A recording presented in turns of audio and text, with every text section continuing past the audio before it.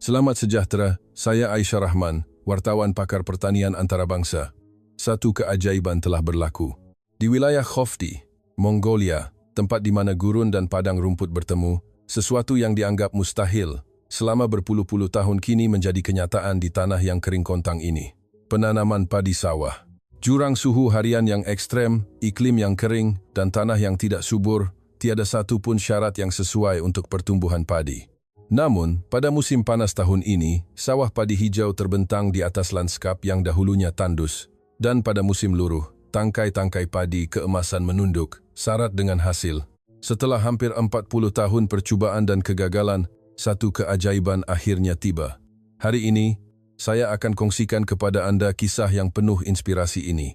Dan sila kongsikan pandangan Anda di ruangan komen. Sebelum itu, sokongan Anda melalui langganan dan tanda suka amatlah kami hargai dalam usaha kami menghasilkan kandungan seperti ini. Kini, saya dedahkannya. Selamat sejahtera, saya Aisyah Rahman, wartawan pakar pertanian antarabangsa.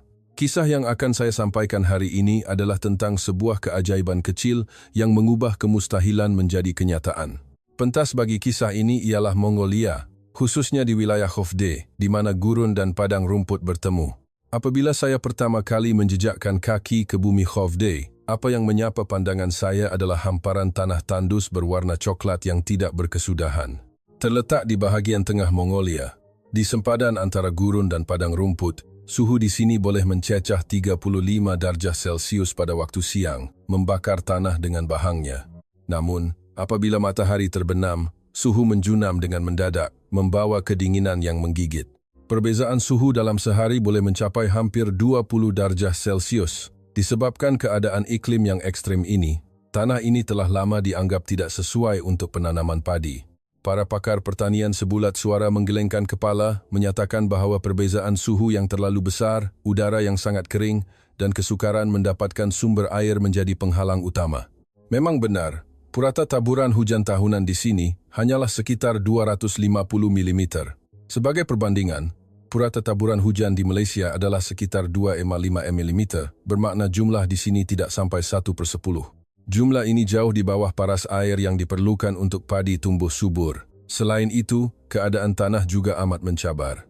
Tanah di Khofdi terdiri daripada campuran pasir dan kelikir yang tidak subur, dengan kandungan bahan organik yang rendah dan keupayaan menakung air yang lemah.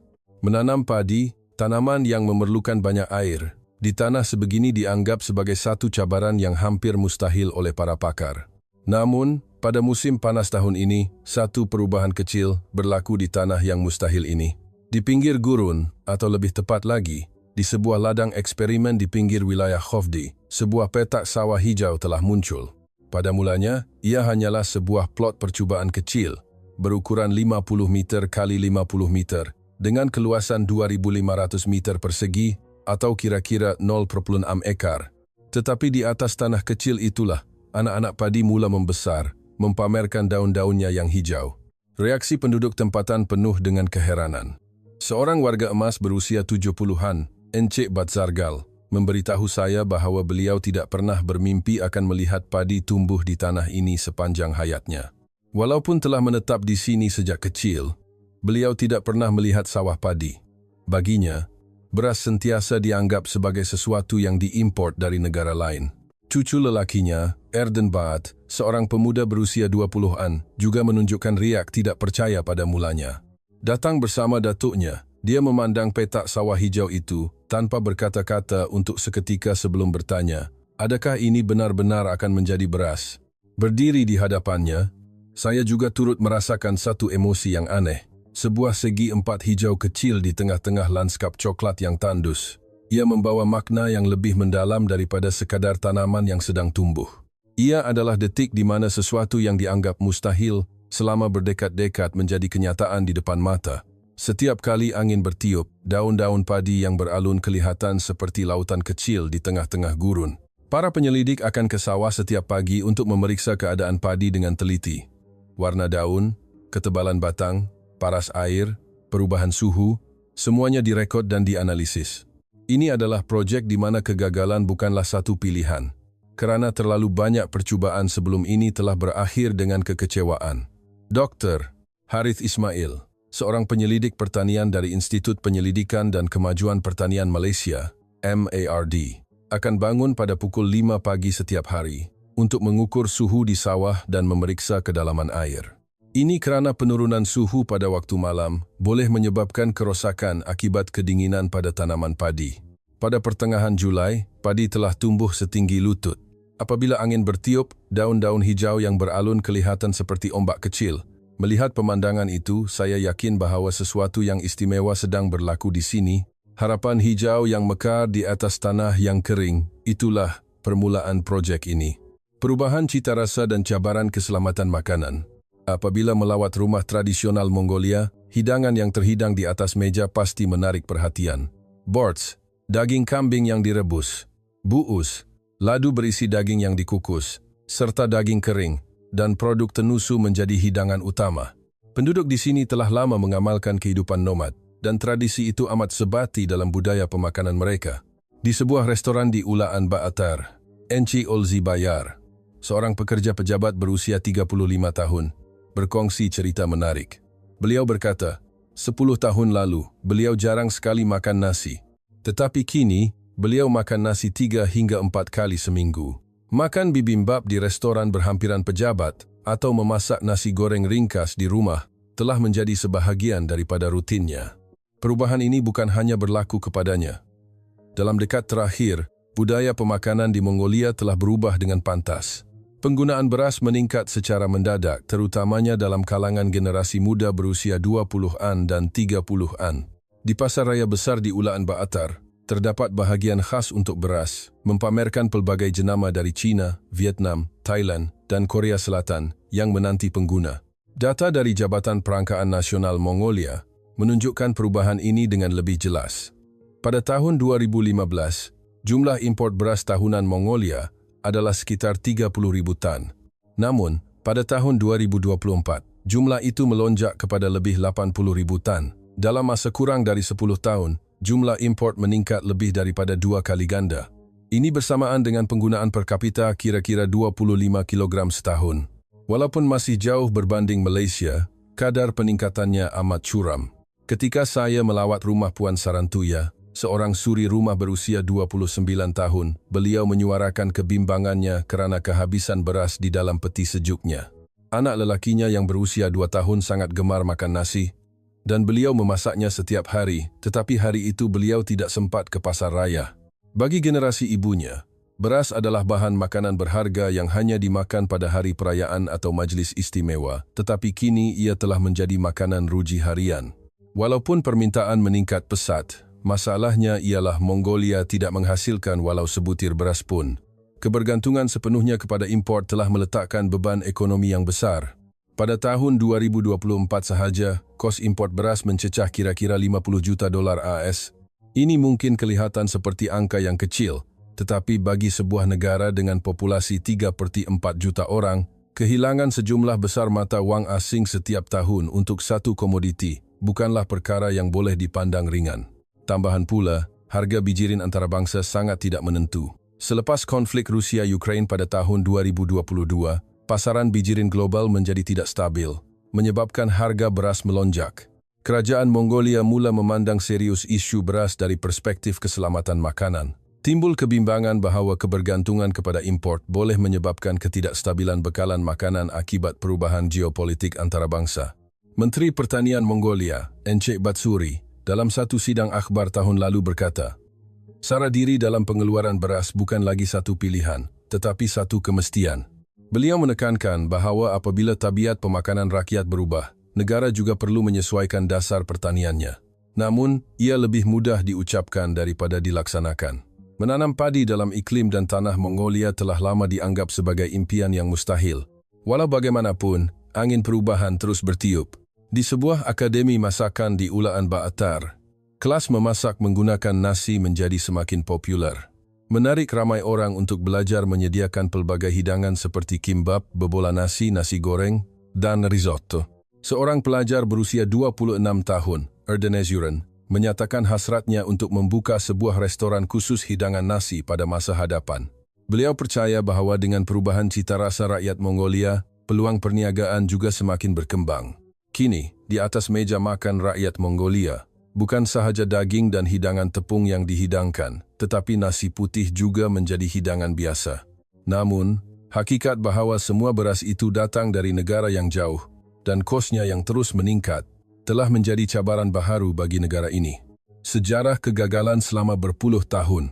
Percubaan pertama kerajaan Mongolia untuk menanam padi bermula pada tahun 1970-an. Dengan sokongan dari Kesatuan Soviet, ladang percubaan telah ditubuhkan di beberapa kawasan di wilayah tengah.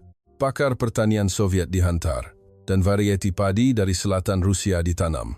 Pada mulanya, semua orang menaruh harapan tinggi, percaya bahawa teknologi dari negara abang sosialis itu pasti akan berjaya. Namun, masalah timbul sejak awal lagi. Lebih separuh daripada padi yang ditanam gagal tumbuh dengan baik. Udara kering dan perbezaan suhu harian yang ketara di Mongolia terlalu ekstrem untuk varieti dari Rusia. Tanaman layu di bawah terik matahari siang dan membeku dalam kesejukan malam. Akhirnya, hasil tuaian pada tahun itu hampir tiada, dan projek itu dihentikan selepas 3 tahun. Pada tahun 1990-an, Mongolia beralih kepada sistem ekonomi pasaran. Mencari kemungkinan baharu dalam era baharu, kerajaan sekali lagi mencuba penanaman padi, kali ini dengan teknologi dari China. Varieti dan kaedah penanaman yang berjaya di wilayah Inner Mongolia dibawa masuk. Pada tahun 1995, sebuah ladang percubaan seluas 200 hektar dibangunkan di wilayah Selenge. Pakar-pakar dari China yakin akan kejayaan dengan alasan bahawa iklim Inner Mongolia dan Mongolia adalah serupa. Selama 2 tahun pertama, terdapat sedikit hasil. Kira-kira 2 tan metrik beras sehektar berjaya dituai. Walaupun hanya separuh daripada yang dijangkakan, ia memberi sedikit harapan. Pegawai Kementerian Pertanian meramalkan penanaman komersial akan dapat dilakukan tidak lama lagi. Namun, pada tahun ketiga, hasil tuaian merosot dengan mendadak. Kepekatan garam dalam tanah meningkat, menghalang pertumbuhan padi. Sistem pengairan juga menjadi masalah. Kemudahan untuk menyalurkan air tidak mencukupi, menyebabkan mereka tidak berdaya apabila kemarau melanda. Akhirnya, pada tahun 1999, projek ini juga ditinggalkan kerana dianggap tidak berdaya maju dari segi ekonomi. Dr. Ganba Atar, yang telah bekerja di sebuah institut penyelidikan pertanian selama lebih 30 tahun, tersenyum pahit apabila mengenang kembali masa itu. Beliau adalah salah seorang penyelidik yang terlibat dalam projek tahun 1990-an. Ketika itu, beliau masih muda dan penuh semangat, bertekad untuk menjayakannya dan turun ke sawah setiap hari. Namun, hasilnya amat mengecewakan. Dr. Ganba Atar mengakui bahawa beliau telah mencuba beberapa kali lagi selepas itu, tetapi setiap kali hanya menemui kegagalan. Cabaran berterusan hingga ke tahun 2000-an. Pada tahun 2008, teknologi pertanian dari Jepun diperkenalkan. Jepun terkenal dengan teknologi penanaman padi di kawasan sejuk, jadi kali ini ia dilihat sebagai satu kemungkinan yang cerah. Varieti yang ditanam di Hokkaido dibawa dan ditanam di wilayah Tof. Tahun pertama menunjukkan hasil yang agak baik. Padi tumbuh dengan subur dan tangkai mula terbentuk. Namun pada akhir Ogos, frost awal yang tidak dijangka melanda. Musim panas di Mongolia pendek dan musim luruh tiba dengan cepat. Padi yang belum masak sepenuhnya membeku dalam sekelip mata. Para penyelidik berputih mata. Segala usaha menjadi sia-sia. Projek ini terpaksa dihentikan selepas 2 tahun. Pada tahun 2015, satu lagi percubaan dibuat dengan kerjasama Vietnam, membawa masuk varieti iklim tropika yang telah diubah suai. Namun, hasilnya tetap sama. Padi tumbuh dengan baik pada cuaca panas, tetapi pertumbuhannya terhenti apabila suhu malam menurun. Akhirnya, ia gagal menghasilkan tangkai yang matang. Dengan kegagalan yang berulang kali, satu kesimpulan pesimis mula menebal di kalangan orang ramai. Penanaman padi di Mongolia adalah mustahil. Pakar pertanian tidak lagi membincangkan penanaman padi. Pendapat yang lebih kuat adalah untuk berhenti membazirkan bajet dan sebaliknya melabur dalam pengurusan kualiti dan menambah baik pengedaran beras import. Dr. Ganba Atar berkata, menjelang tahun 2020, beliau hampir berputus asa. Setelah bergelut dengan masalah ini selama hampir 40 tahun, beliau tidak menemui sebarang jawapan. Sebelum bersara, beliau menasihati rakan-rakan mudanya, jangan bermimpi untuk menanam padi. Iklim Mongolia tidak sesuai untuknya. Apa yang ditinggalkan oleh cabaran selama berdekat-dekat hanyalah rekod kegagalan yang tebal dan rasa kecewa yang mendalam. Namun, masih ada mereka yang enggan menyerah. Mereka mula mendekati masalah ini dari sudut pandangan dan cara yang berbeza. Harapan baharu dari Malaysia. Pada musim luruh tahun 2021, angin perubahan bertiup dari arah yang tidak dijangka. Satu kemungkinan baharu terbuka apabila Kementerian Pertanian Mongolia dan Institut Penyelidikan dan Kemajuan Pertanian Malaysia, MARDI, menandatangani perjanjian kerjasama pertanian. 1-2 pada mulanya, pertukaran teknologi penanaman sayur-sayuran menjadi fokus utama. Namun, di akhir mesyuarat, pihak Mongolia dengan berhati-hati mengemukakan satu cadangan. Bolehkah kita turut menjalankan penyelidikan bersama mengenai penanaman padi? Delegasi Malaysia, secara jujurnya, agak teragak-agak. Projek ini telah gagal berulang kali di Mongolia selama berdekad-dekad. T0. Namun Dr. Harith Ismail, Ketua Pasukan Penyelidik Tanaman dari MARDI, berfikiran sebaliknya. 4. Selepas mesyuarat, beliau meneliti data iklim Mongolia dengan teliti. Semasa menganalisis perbezaan suhu harian, taburan hujan, tempo pertumbuhan, dan keadaan tanah, sesuatu terlintas di fikirannya. Ini ada sedikit persamaan dengan keadaan di tanah tinggi kita. Perkara yang menarik perhatian Dr. Harith ialah kawasan tanah tinggi yang sejuk. Di kawasan pergunungan Malaysia seperti Cameron Highlands atau Kundasang, cuaca kekal sejuk walaupun pada musim panas dan perbezaan suhu hariannya agak ketara. Di sana, bukan varieti padi biasa yang ditanam, tetapi varieti khas yang telah diubah sesuai untuk kawasan tanah tinggi. Dr. Harith mempunyai gerak hati. Mungkin sebab kegagalan di Mongolia adalah kerana pemilihan varieti yang salah. Pada awal musim bunga tahun 2022, 5 orang penyelidik dari Malaysia terbang ke Mongolia, diketuai oleh Dr. Harith. Pasukan itu terdiri daripada pakar tanah, penganalisis iklim, dan juru teknik penanaman. Selama sebulan, mereka mengembara ke seluruh wilayah tengah dan utara Mongolia, mengumpul sampel tanah dan data iklim. Apabila mereka melawat wilayah Kovda, Dr. Harith berkata kepada rakan-rakannya dengan nada yakin, "Saya rasa kita boleh lakukannya di sini. Namun pemilihan varieti adalah kuncinya. Terdapat beberapa varieti padi tahan sejuk yang terkenal di peringkat antarabangsa." Pasukan penyelidik membandingkan dan menganalisis ciri-ciri setiap varieti tempoh pertumbuhan, ketahanan sejuk, hasil, dan rintangan terhadap perosak dan penyakit. Akhirnya, senarai itu dikecilkan kepada 2 calon, Oday dan Jinbuol, kedua-duanya berasal dari Korea.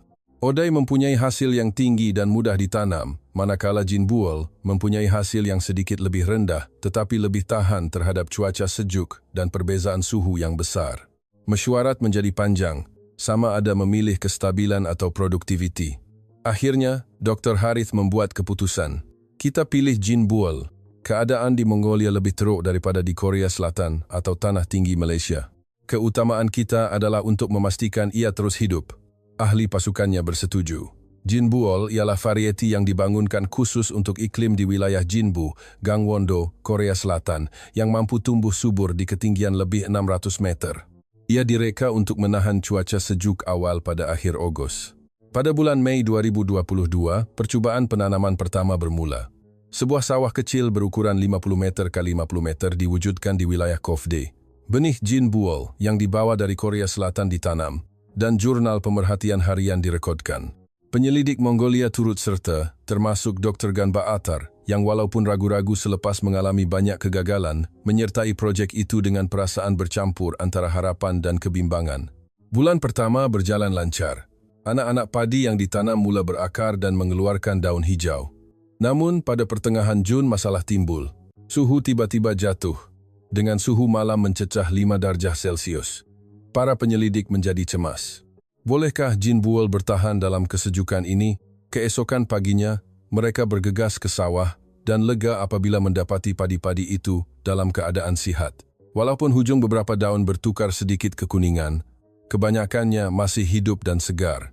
Dr. Harith menarik nafas lega. Syukurlah kita memilih Jinbuol. Namun, pada bulan Julai, satu lagi cabaran datang. Tiada hujan turun selama lebih 2 minggu menyebabkan tanah menjadi kering kontang. Walaupun taburan hujan yang rendah di Mongolia telah dijangka, keadaan ini di luar jangkaan. 5. Para penyelidik segera memperkukuh sistem pengairan, memasang pam tambahan untuk menyalurkan air dari sungai berdekatan. Walaupun begitu, hasil pertama tidak mencapai jangkaan. Padi tumbuh, tetapi tangkainya tidak berisi sepenuhnya. Jumlah beras yang dituai hanya sekitar 1 tan sehektar, jauh daripada tahap penanaman komersial. Ada yang mula berkata, memang tak akan menjadi. Tetapi Dr. Harith tidak berputus asa. Untuk percubaan pertama, ini tidak teruk. Hakikat bahawa padi ini berjaya hidup sudah cukup bermakna. Sekarang, kita hanya perlu perbaiki kaedah penanaman. Berdasarkan data pertama, beliau menyesuaikan jadual bekalan air, kadar penggunaan baja, dan masa penanaman. Pada tahun 2023, dalam percubaan kedua, perubahan mula kelihatan. Pengurusan air yang lebih teliti dan teknologi untuk mengekalkan suhu air sawah pada waktu malam telah digunakan. Hasilnya sungguh menakjubkan. 32 tan beras sehektar berjaya dituai. Walaupun masih di bawah purata hasil di Malaysia, ia adalah detik yang mengesahkan potensi kejayaan. Dr. Ganba Atar memegang beras yang dituai di tangannya dan merenungnya untuk sekian lama. Detik yang diimpikannya selama hampir 40 tahun akhirnya menjadi kenyataan di depan matanya. Beliau menggenggam tangan Dr. Harith dengan erat dan berkata, "Terima kasih. Terima kasih banyak-banyak. Ia adalah satu keajaiban kecil yang lahir dari sebuah kerjasama baharu." Kejayaan bersejarah. 43 tan sehektar. Musim bunga tahun 2024 tiba lebih awal daripada biasa. Pada awal April, ketika salji di wilayah Khofte mula mencair, pasukan penyelidik memulakan persiapan dengan tekad untuk mencapai kejayaan yang cemerlang pada tahun itu. Dengan pengalaman 2 tahun sebelumnya dan data yang mencukupi, mereka kini tahu dengan jelas masa dan jumlah air yang diperlukan serta bila baja harus digunakan. Pada 15 Mei, penanaman padi bermula. Kali ini, kawasan percubaan diperluaskan 2 kali ganda berbanding tahun sebelumnya, kepada 1 hektar, kira-kira 2,5 ekar. Dr. Harith dari Malaysia dan penyelidik Mongolia bersama-sama masuk ke sawah untuk menanam anak padi satu persatu. Dr. Ganba Atar, walaupun usianya menghampiri 70 tahun, turut memakai boot dan masuk ke dalam sawah. Beliau menganggap ini sebagai peluang terakhir untuk merealisasikan impian seumur hidupnya. Awal musim panas di Khofte lebih hangat daripada yang dijangkakan, dengan suhu siang hari pada bulan Jun mencecah 28 darjah Celsius. Padi tumbuh dengan pesat setiap hari. Pegawai dari Kementerian Pertanian Mongolia yang melawat tapak itu turut kagum melihat daun-daun hijau muda beralun di tiup angin. Mereka sukar untuk percaya bahawa padi benar-benar tumbuh di tanah ini.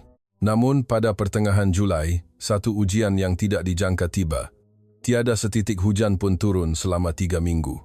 Walaupun kawasan itu sememangnya mempunyai taburan hujan yang rendah, kemarau sebegini di luar jangkaan. 5. Air di sawah mula surut dengan cepat, dan beberapa bahagian tanah mula merekah. Pasukan penyelidik berada dalam keadaan berjaga-jaga. Dr. Harith segera bertindak. Pam yang menyalurkan air dari sungai berdekatan dihidupkan 24 jam sehari. Peralatan tambahan segera dihantar dari Malaysia. Mereka menjaga sawah siang dan malam, menguruskan bekalan air. Penyelidik Mongolia juga bergilir-gilir menjaga sawah. Pada suatu malam, pam rosak pada pukul 2 pagi, dan Dr. Ganba Atar sendiri keluar untuk membaikinya. Syukurlah, padi-padi itu berjaya mengharungi krisis tersebut. Daya tahan varieti Jinbuol benar-benar terserlah. Walaupun beberapa daun kering, sebahagian besar padi terus tumbuh dengan sihat. Pada awal Ogos, tangkai padi akhirnya mula keluar. Bunga-bunga kecil mekar dan butir-butir beras mula terbentuk. Menyaksikan detik itu, mata Dr. Ganba Atar berkaca. Beliau telah mengimpikan babak ini selama hampir 40 tahun. Melihat tangkai padi muncul di bumi Mongolia. Beliau dengan lembut memegang tangkai itu dan berkata, "Kita akhirnya berjaya. Kita benar-benar berjaya." Bulan Ogos adalah tempoh penantian yang penuh debaran. Jika masalah timbul semasa proses pematangan, semua usaha akan sia-sia. Penurunan suhu mendadak pada akhir Ogos adalah pemboleh ubah terbesar. Pasukan penyelidik memeriksa ramalan cuaca setiap hari. Nasib baik, pada tahun itu, cuaca kekal agak panas sehingga awal September. Pemandangan tangkai padi yang bertukar menjadi keemasan amat menakjubkan. Pada 10 September, hari penuaian akhirnya tiba. Bukan sahaja penyelidik dari Malaysia dan Mongolia, tetapi juga Menteri Pertanian Mongolia dan media tempatan turut hadir. Penuaian dilakukan secara manual, kerana jentera berskala besar belum sesuai untuk digunakan. Para penyelidik menuai padi satu persatu dan mengikatnya. Apabila mereka memegang berkas padi keemasan itu, senyuman ceria terukir di wajah semua orang. Dr. Harith mengambil beberapa tangkai, mengupas kulitnya untuk memeriksa butir beras. Beras yang berisi dan berkilat kelihatan. Sempurna, katanya. Selepas penuaian, proses penimbangan dijalankan. Dalam suasana yang tegang, hasilnya diumumkan. 4-3 tan beras telah dituai dari 1 hektar. Ini merupakan peningkatan yang ketara daripada 3/2 tan pada tahun sebelumnya. Walaupun masih belum mencapai purata hasil di Malaysia iaitu sekitar 5 tan, ia adalah satu tahap yang cukup untuk penanaman komersial. Menteri Pertanian Mongolia Batsuuri mengadakan sidang akhbar serta-merta di tapak tersebut. Hari ini akan tercatat dalam sejarah pertanian Mongolia. Kita telah mencapai sesuatu yang dahulunya dianggap mustahil. Suaranya bergetar dan beliau terdiam seketika di tengah-tengah ucapannya. Ia adalah satu detik yang amat mengharukan. Beras yang dituai segera dihantar untuk pemeriksaan kualiti. Butir-butir beras putih yang dihasilkan adalah seragam dan berkualiti baik. Ujian memasak menunjukkan rasa dan teksturnya juga memuaskan. Dokter, Gan Batar mengambil sesudu nasi itu, memasukkannya ke dalam mulut dan mengunyahnya perlahan-lahan. Beliau menutup matanya dan menikmati rasanya untuk sekian lama. Ini beras dari tanah kita. Beras Mongolia. Pada malam itu, para penyelidik dan pegawai mengadakan majlis kerajaan kecil. Nasi yang dimasak daripada beras yang baru dituai dihidangkan bersama makanan tradisional Mongolia. Penyelidik Malaysia dan Mongolia bersulang bersama. Dr. Gan Batar berulang kali mengucapkan terima kasih kepada Dr. Harith, tetapi Dr. Harith hanya menggelengkan kepala. Kita mencapainya bersama-sama. Ini semua mungkin kerana adanya Anda, Doktor, yang tidak pernah berputus asa. Hasil pertama ini membawa makna yang lebih daripada sekadar angka. Ia adalah satu cabaran terhadap kemustahilan, satu harapan yang bangkit dari kegagalan, dan satu keajaiban kecil yang dicipta oleh kerjasama dua negara. 4-3 tan beras yang dituai dari sawah di Khofdi menjadi langkah pertama yang membuka masa depan baharu untuk pertanian Mongolia. Reaksi nasional dan antarabangsa. Berita kejayaan penuaian itu tersebar dengan pantas. Pada pagi 11 September, akhbar-akhbar utama Mongolia melaporkan berita itu di muka hadapan. Akhbar Udriin Sonin menyiarkan gambar penuaian padi keemasan di Khofdi dengan tajuk utama keajaiban mekar di gurun. Akhbar Zuni Medi pula menggunakan tajuk hasil tuaian pertama di tanah Mongolia, lembaran baharu sara diri makanan terbuka. Stesen televisyen turut menyiarkan laporan khas. Stesen penyiaran awam MNB mendedikasikan 15 minit dalam berita utamanya untuk menayangkan rakaman dari tapak penuaian. Kerajaan memberikan reaksi yang amat positif. Presiden Khairul Sukh mengadakan sidang akhbar keesokan harinya, menekankan kejayaan ini sebagai satu peristiwa penting negara. Mongolia telah lama bergantung pada import makanan. Tetapi kini, kita telah membuktikan kemungkinan untuk menghasilkan beras sendiri. Ini bukan sekadar isu pertanian, tetapi isu ekonomi negara dan keselamatan makanan. 6 Presiden juga mengucapkan terima kasih kepada Kerajaan Malaysia dan pasukan penyelidiknya, menyifatkan ia sebagai contoh teladan kerjasama dua hala. 1. Menteri Pertanian, Batsuuri, mengumumkan rancangan yang lebih konkret, memperluaskan kawasan penanaman 10 kali ganda kepada 10 hektar mulai tahun depan dan mewujudkan sistem pengeluaran komersial dalam tempoh 5 tahun.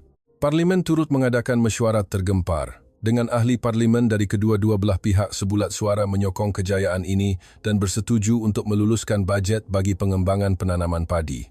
Reaksi rakyat lebih meledak. Di forum dalam talian terbesar Mongolia, ratusan kiriman berkaitan telah dimuat naik. Komen seperti, tak sangka padi boleh tumbuh di tanah Mongolia. Kita boleh jadi negara pengekspor beras pula lepas ni. Dan terima kasih kepada penyelidik Malaysia membanjiri ruangan komen. Kegembiraan ini turut dirasai di Malaysia. Mardi mengeluarkan kenyataan akhbar, menonjolkan kecemerlangan teknologi pertanian Malaysia. 7. 8. Dr. Harith menerima banyak permintaan temu bual daripada media sekembalinya ke tanah air. Dalam satu temu bual, beliau berkata, perkara yang paling memuaskan adalah melihat kegembiraan rakyat Mongolia. Berkongsi teknologi dan mencapai kejayaan bersama adalah intipati kerjasama sejati. Kedutaan Malaysia di Ulaan Baatar juga menerima banyak panggilan tahniah dan satu majlis resepsi kecil diadakan untuk meraihkan kejayaan ini di mana nasi dari hasil tuaian itu dihidangkan. Namun, tidak semua reaksi adalah positif. Sesetengah pakar pertanian mengambil pendirian yang lebih berhati-hati. Seorang profesor di Universiti Pertanian Ulaan Baatar menyatakan kebimbangan bahawa satu kejayaan tidak menyelesaikan semua masalah. Penanaman berskala besar memerlukan infrastruktur yang banyak seperti kemudahan pengairan, gudang penyimpanan dan rangkaian pengedaran. Pengimport beras juga memberikan reaksi yang bercampur baur. Mereka telah membina perniagaan berasaskan import selama berdekat-dekat. Jika beras dihasilkan secara besar-besaran di Mongolia, kedudukan mereka pasti akan terjejas. Walaupun begitu, sebahagian besar rakyat Mongolia menyambut baik kejayaan ini. Di pusat ibu kota, kain rentang dengan tulisan tahniah atas tuaian pertama Mongolia digantung. Sebuah pasar raya besar mengumumkan akan menjual produk edisi terhad yang dibuat daripada beras yang dituai dan tempahan mencurah-curah masuk sebelum ia dilancarkan. Bagi Dr. Ganbatar, beliau menerima puluhan panggilan dan mesej setiap hari.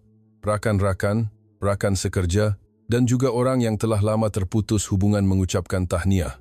Dalam satu temu bual, beliau berkata, "Ini adalah impian yang telah saya pendam selama 40 tahun. Saya sangat bersyukur kerana tidak berputus asa. Ini hanyalah permulaan, tetapi masa depan Mongolia kelihatan cerah." Gema sambutan ini melangkaui sempadan, dan keajaiban yang bermula di sebuah sawah kecil kini menjadi harapan bagi seluruh negara. Cabaran mendatang dan jalan ke hadapan. Pada awal Oktober, selepas suasana perayaan reda, para penyelidik dan pegawai kerajaan berkumpul di sebuah bilik mesyuarat. Tiba masanya untuk beralih daripada detik yang mengharukan kepada perbincangan mengenai isu-isu realistik. Di atas meja, terdapat beberapa laporan tebal yang menggariskan keperluan untuk penanaman berskala besar. Perkara pertama yang dibangkitkan adalah masalah air. Ladang percubaan sekarang menggunakan pam untuk menarik air dari sungai berdekatan. Walau bagaimanapun, untuk berkembang ke 10 hektar atau 100 hektar, sistem pengairan yang teratur adalah penting. Purata taburan hujan tahunan Mongolia yang rendah menjadikannya satu cabaran besar. 5. Pembinaan terusan dan takungan air dianggarkan menelan belanja yang besar dan mengambil masa sekurang-kurangnya 3 tahun untuk disiapkan. Cabaran kedua ialah kemudahan penyimpanan. Dr. Ganbatar menjelaskan, "Kami tiada tempat untuk menyimpan beras yang dituai. Untuk pengeluaran besar-besaran, gudang penyimpanan yang boleh mengawal suhu dan kelembapan adalah perlu. Dengan musim sejuk Mongolia yang boleh mencecah 30 darjah Celsius dan musim panas melebihi 35 darjah, mengekalkan kualiti beras adalah satu tugas yang sukar." Ketiga, isu jentera pertanian. Penanaman dan penuaian percubaan dilakukan secara manual, tetapi mekanisasi adalah penting untuk kawasan yang lebih luas. Traktor, penanam padi, penuai gabungan, dan pengering adalah antara peralatan yang diperlukan. Masalahnya, hampir tiada siapa di Mongolia yang tahu cara mengendalikan atau membaiki jentera penanaman padi. Keempat, pendidikan petani. Dr. Ganbatar menyuarakan kebimbangannya. Petani Mongolia tidak mempunyai pengalaman dalam penanaman padi. Pengurusan air, kawalan perosak, penentuan masa menuai, semuanya perlu dipelajari dari awal. Kementerian Pertanian merancang untuk menubuhkan pusat latihan penanaman padi, menjemput pakar dari Malaysia untuk mengendalikan program latihan secara berkala. Kelima, pembangunan pasaran. Pengguna Mongolia sudah biasa dengan beras import. Kualiti dan daya saing harga beras tempatan perlu dibuktikan. Kerajaan sedang mempertimbangkan untuk mengutamakan penggunaan beras tempatan dalam sektor awam seperti kantin sekolah dan tentera. Selain itu, strategi penjenamaan sebagai beras Mongolia Premium dengan menekankan amalan mesra alam turut dibincangkan. Keenam, penyesuaian kepada perubahan iklim. Dr. Harith memberi amaran, "Tahun ini kita bernasib baik. Tetapi kita tidak tahu apa perubahan iklim yang akan datang. Kemarau yang teruk atau musim sejuk yang awal boleh menyebabkan kerugian besar." 5. Pasukan penyelidik bersetuju untuk terus mengumpul data cuaca dan membangunkan manual penanaman untuk pelbagai senario iklim. Akhir sekali, isu kewangan. Pelaksanaan semua rancangan ini memerlukan pembiayaan yang besar. Kerajaan Mongolia merancang untuk memohon pinjaman pembangunan pertanian daripada Bank Dunia dan Bank Pembangunan Asia serta meminta kerjasama tambahan daripada Kerajaan Malaysia. Mesyuarat itu berlangsung selama lebih 6 jam. Walaupun cabarannya banyak, riak wajah para hadirin tetap ceria. Mereka telah mencapai sesuatu yang kelihatan mustahil. Ada keyakinan bahawa cabaran yang mendatang juga boleh diatasi satu persatu. Dr. Ganba Attar menutup mesyuarat dengan berkata, jalan di hadapan tidak mudah. Tetapi jika 40 tahun yang lalu seseorang memberitahu saya bahawa beras akan dihasilkan di Mongolia, saya akan ketawa. Kini, kita telah menjadikan kemustahilan itu satu kenyataan. Kita pasti boleh menyelesaikan cabaran-cabaran yang akan datang. Semua orang bertepuk tangan. Harapan yang bermula di sebuah sawah kecil kini bersedia untuk berkembang menjadi sebuah industri negara. Penutup, benih harapan di tanah tandus. Pada awal November, saya kembali melawat wilayah Khofdi. Sawah yang telah dituai telah kembali kepada warna coklatnya yang tandus. Namun, pemandangan dari pematang sawah yang kosong itu terasa sangat berbeza berbanding 2 bulan lalu. Ini bukan lagi sekadar tanah tandus, tetapi tanah di mana harapan telah bercambah. Di dalam sebuah gudang kecil, beras yang dituai disimpan di dalam guni. Dr. Ganba Attar mengusap salah satu guni sambil menyambut saya. Senyuman tenang terukir di wajahnya. Cik Aisyah, selamat datang kembali. Lihatlah beras ini. Cantik bukan? Beliau membuka guni dan meletakkan beberapa butir beras di tapak tangannya. Butir-butir putih yang berkilat itu berkilauan di bawah cahaya matahari petang. Saya telah menunggu selama 40 tahun. Kadang-kadang saya fikir ia adalah impian yang mustahil. Tetapi saya sangat bersyukur kerana tidak berputus asa. Saya berjalan perlahan-lahan di sepanjang pematang sawah bersama Dr. Ganba Attar. Angin sejuk bertiup, tetapi hati saya terasa hangat. Memikirkan betapa banyak keringat dan usaha yang telah dicurahkan di atas sebidang tanah kecil ini amat menyentuh perasaan. Dr. Harith dari Malaysia, para penyelidik yang turun ke sawah setiap subuh, pegawai kerajaan Mongolia yang tidak pernah kehilangan harapan usaha mereka semua, telah mencipta keajaiban ini. Mongolia telah lama menjadi negara budaya nomad. Menternak haiwan di padang rumput yang luas adalah cara hidup penduduknya. Beras sentiasa menjadi bijirin asing dari negara yang jauh. Tetapi zaman telah berubah, dan begitu juga dengan tabiat pemakanan. Kini, rakyat Mongolia juga makan nasi, menikmati kimbap, dan memasak nasi goreng. Selaras dengan perubahan itu, tanah ini juga mula berubah. Sawah kecil di pinggir gurun adalah buktinya. Varieti padi Jinbuol telah berakar di bumi Mongolia dan 4-3 tan beras telah dituai. Ini bukan sekadar angka, ia adalah bukti kemungkinan, langkah pertama ke masa depan. Sudah tentu, jalan di hadapan masih panjang. Sistem pengairan perlu dibina, gudang perlu didirikan, dan petani perlu dilatih. Namun, semua cabaran ini kini boleh diatasi, kerana halangan yang paling sukar tembok kemustahilan telah pun dirobohkan. Saya mengeluarkan buku nota dari poket dan mula menulis. Ini adalah kisah tentang manusia, kisah Dr. Ganba Attar yang tidak pernah melepaskan impiannya selama 40 tahun, kisah Dr. Harith yang melihat masalah dari perspektif baharu, kisah para penyelidik yang menjaga sawah setiap hari, dan kisah rakyat Mongolia yang tidak pernah kehilangan harapan. Meninggalkan Khofdi, saya melihat sawah itu buat kali terakhir melalui cermin pandang belakang. Ia adalah satu ruang yang kecil dan kosong, tetapi ia mengandungi masa depan. Masa depan baharu Mongolia. Masa depan sebuah negara yang menanam padinya sendiri. Saya terus berfikir dalam perjalanan pulang ke Ulaan Ba'atar. Apakah itu keajaiban? Adakah ia tuah yang jatuh dari langit? Atau adakah ia hasil daripada pengumpulan keringat dan usaha gigih ramai insan? Saya percaya ia adalah yang kedua. Dan sawah di wilayah Khofdi adalah buktinya. Kini, kisah ini bukanlah satu pengakhiran, tetapi satu permulaan. Penanaman padi di Mongolia baru sahaja mengambil langkah pertamanya. Lebih banyak cerita akan ditulis dalam tahun-tahun dan dekad-dekad akan datang. Akan ada kejayaan dan mungkin juga kegagalan. Tetapi satu perkara yang pasti, keajaiban di atas gurun telah pun bermula dan keajaiban itu akan berterusan.